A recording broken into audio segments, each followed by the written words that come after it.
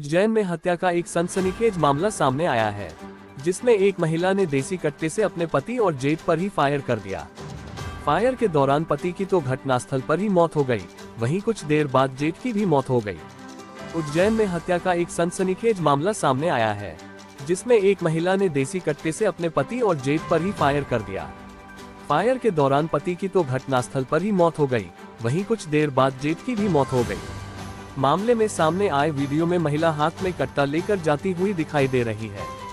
मामले में जब एडिशनल एसपी नीतीश भार्गव से बात की गई तो उनका कहना है कि घरेलू विवाद और जमीन के विवाद को लेकर महिला ने गुस्से में आकर ये काम किया है। महिला एक आंगनवाड़ी कार्यकर्ता है। महिला ने पति और जेठ की हत्या करने के बाद देसी कट्टे के साथ थाने में सरेंडर कर दिया है।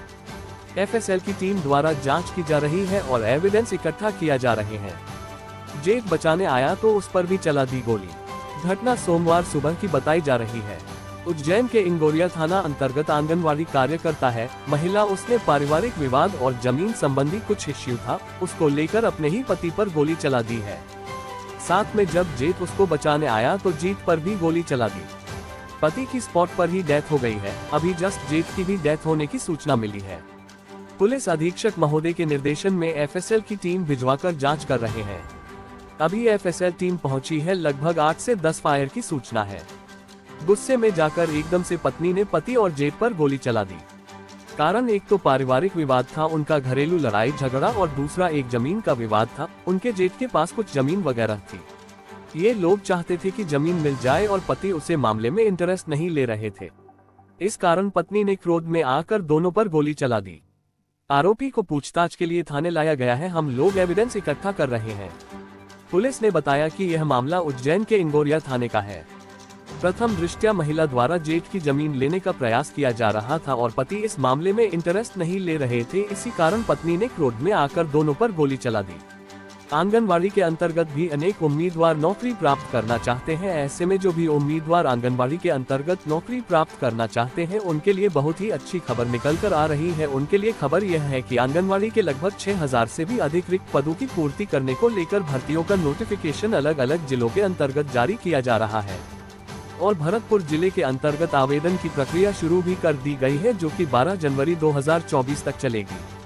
यदि आप आंगनबाड़ी भर्ती 2024 के लिए आवेदन की प्रक्रिया पूरी करना चाहते हैं तो इस लेख के माध्यम से आपको इस आंगनबाड़ी भर्ती 2024 को लेकर ही संपूर्ण जानकारी जानने को मिलेगी तथा आवेदन करने की प्रक्रिया भी बताई जाएगी, जिससे कि आप आसानी से आवेदन की प्रक्रिया पूरी कर सकेंगे। जब भी इस प्रकार की भर्ती को लेकर नोटिफिकेशन जारी किया जाता है तो अनेक महिलाएं आवेदन की प्रक्रिया पूरी करती है। ऐसे में आज की यह जानकारी भी सभी महिलाओं के लिए बहुत ही महत्वपूर्ण है। कड़ाके की ठंड को देखते हुए प्रशासन ने आंगनबाड़ी केंद्रों में अवकाश घोषित कर दिया है। इसके साथ ही 8वीं तक के स्कूल में 6 जनवरी तक छुट्टी कर दी गई है। जिलाधिकारी ने बताया कि विभागीय अधिकारी कार्यक्षेत्र में उपस्थित रहकर कार्य करते रहेंगे। सर्दी और घने कोहरे के बीच बच्चों को स्कूल पहुंचने में हो रही परेशानी को देखते हुए जिला प्रशासन ने कक्षा 8 तक के स्कूलों का 6 जनवरी तक अवकाश घोषित कर दिया है। जिलाधिकारी राजेश त्यागी ने परिषदीय विद्यालयों के साथ ही सीबीएसई, आईसीएसई समेत सभी बोर्ड के स्कूलों को बंद रखने को कहा है। इस दौरान शिक्षक स्कूल में रहकर विभागीय कार्य करते रहेंगे। उधर जिला कार्यक्रम अधिकारी संजीव कुमार ने बताया कि आंगनबाड़ी केंद्रों में 14 जनवरी तक अवकाश घोषित किया गया है। उन्होंने बताया कि आंगनबाड़ी कार्यकर्त्री केंद्रों पर उपस्थित रहते हुए पोषण ट्रैकर ऐप, पोषाहार वितरण, गृह भ्रमण, सामुदायिक गतिविधियों एवं विभागीय कार्यों को करते रहेंगे। 3.5 घंटे देरी से पहुंची नौचंदी एक्सप्रेस। कोहरे के चलते ट्रेनों की रफ्तार सुस्त चल रही है। सोमवार को नौचंदी एक्सप्रेस निर्धारित समय से 3.5 घंटे की देरी से पहुंची। इसके अलावा कई अन्य ट्रेनें भी अपने निर्धारित समय पर नहीं पहुंच सकी। कोहरे और धुंध का असर ट्रेनों के संचालन पर पड़ रहा है, जिसके कारण ट्रेनें कई घंटे की देरी से पहुंच रही हैं। शुक्रवार को नौचंदी एक्सप्रेस तय समय से 3.5 घंटे की देरी से पहुंची, तो काशी विश्वनाथ एक्सप्रेस 1 घंटे की देरी से आई। वहीं सत्याग्रह 1 घंटे तो स्पेशल पैसेंजर 2 घंटे की देरी से पहुंची, जिससे यात्रियों को भारी परेशानियों का सामना करना पड़ा। स्टेशन अधीक्षक देवेंद्र सिंह का कहना है कि कोहरे का असर ट्रेनों के संचालन पर पड़ रहा है।